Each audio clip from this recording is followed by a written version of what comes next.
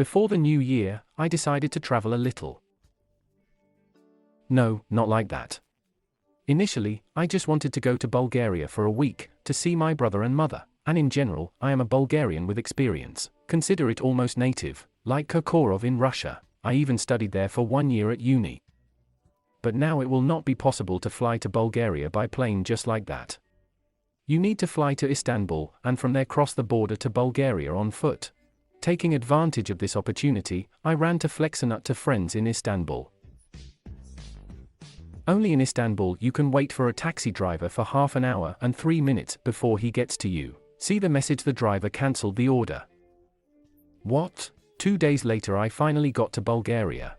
And, damn, scribe, how cold it is here. It is clearly not to be bought. And Bill Harrington, as before, is not for cosplaying. At that moment, a well-known Serbian blogger contacted me and invited me to visit Serbia.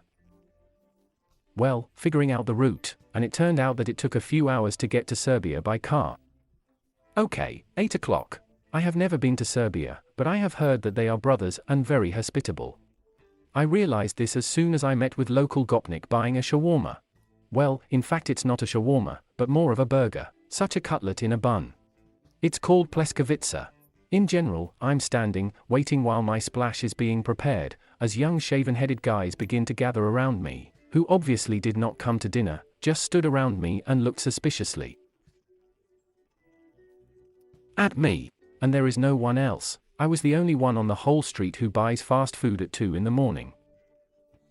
I'm starting to suspect something is wrong, the situation is strange, and strange situations require strange solutions. So I turn around to them and say, sound. And before I could finish, the guys immediately jumped up to me and started pouring questions. You know, I'm not boom boom in Serbian, but who are you?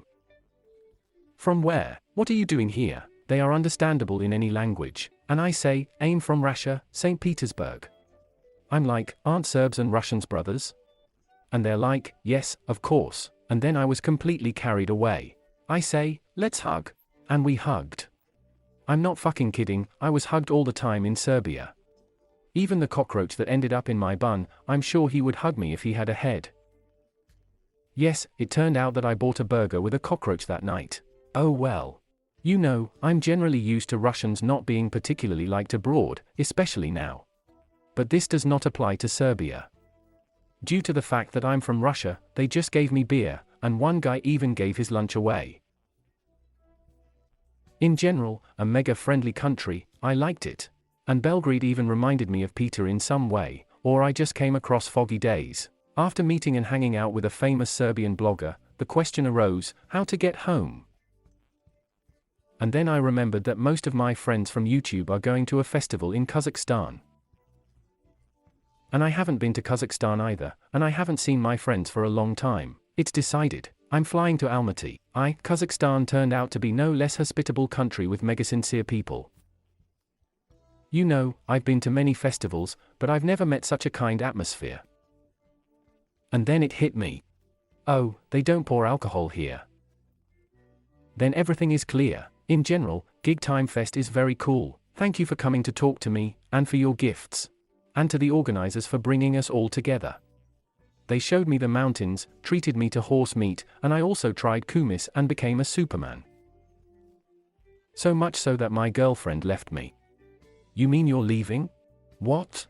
Do you know what is the best way to deal with heartache?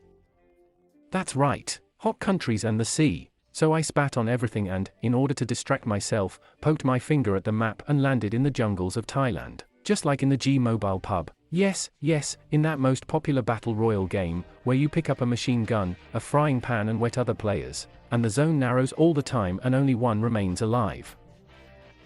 Well, or a team, if you play with friends. And in honor of the new year, a bunch of festive nishtiaks were delivered to the G-Mobile pub.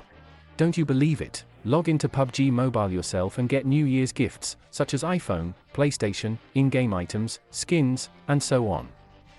To do this, you just need to log into the game and complete the standard task, after which a roulette wheel will appear on the screen. You spin the mechanism and get a prize. Everything is easy and simple. Try it yourself, a link in the description. I came to Thailand knowing nothing about this wonderful country. But it's good that I met Seryoga Mironov, and he brought me up to date. We trained together.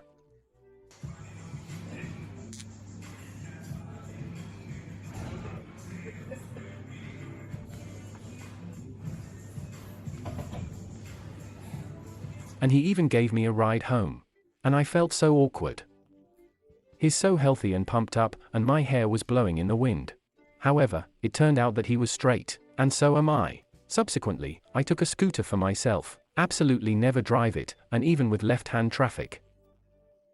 But in Thailand, there is nowhere without wheels. This is if that's about a moped. You won't see much on foot. However, literally on the second day I plopped down on the asphalt with gusto, so that even my sneakers tore and flew off. But the ass is whole, and I got off with a couple of scratches myself. Since then, I have one more phobia. Therefore, I drove a maximum of 30 kilometers per hour, visited creaky beaches. No, well, really, walking on the sand, you feel like a Squidward. LOL. I looked at a bunch of Buddhist temples, these mustaches are cool. And finally I decided to climb the mountain to the huge statue of the Big Buddha. I built a route, but I passed a turn. It's good that there are 2 roads leading there. What's the difference? I thought. And went on the second. At some point, the road became completely impassable. They only go there on ATVs. My puny scooter would hardly have survived such a challenge, and I risked getting stuck there for fuck's sake, especially if it rains. It was decided to leave the scooter and walk on foot through the jungle. Along the way I met huge piles of shit.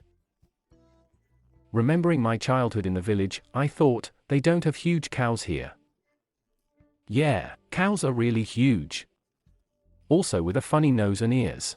And after 15 minutes of walking, to my surprise, I came out on a perfectly paved road, along which I was originally supposed to go. Fuck, I threw my moped. I'm two. At least they sold kvass on the way. When I finally reached the goal, I saw the opening hours. At 18:00 closing time, and time. I just ran like a bullet to look at everything there. Very beautiful and informative, but literally in 10 minutes, it was as if the lights were turned off and darkness reigned. And I also had to find my own scooter. I walked back by touch and in complete darkness. 1. I realized that no one has been walking along this road for a long time, except for me morons. And I thought, maybe there are tigers here besides elephants? At this moment, there was a little more shit on this road. I'm also lost. And what an irony that I accidentally stumbled upon my own abandoned moped, which served as a guide for me. No one even stole a helmet. In general, Thailand is not just called paradise by many. It's really good here, you're really resting, my endorphin stood out even from the usual rain. You are directly unloading psychologically and physically. But never, you hear, never choose spice. I'm serious. When I ordered tom yum, I was asked, spicy? I am like that. Aunt, I add the whole bag to the red doshik, the sharpness does not frighten me. And besides this incident, I also really like the food. Coconuts are now generally my love. I would drink them instead of water, and the Thais themselves are cool people, they seem to have no negativity at all, and they are always ready to help you, and sincerely. Don't ask me about all sorts of Thai perversions, I'm not one of those. The only obscenity that I saw was when a stoned foreigner, having mixed up without panties, came into my room. Aim Sorai. Aim Sorai. In short, Thailand is fun. I will definitely visit here again. However, my love for birches is stronger. And 2 weeks later I was already in my beloved St. Petersburg. That's how I went again for a short time, and in the end I watched the world for a month. Well, that's all I have for today. Subscribe to the channel and Telegram, do not get sick, and see you again.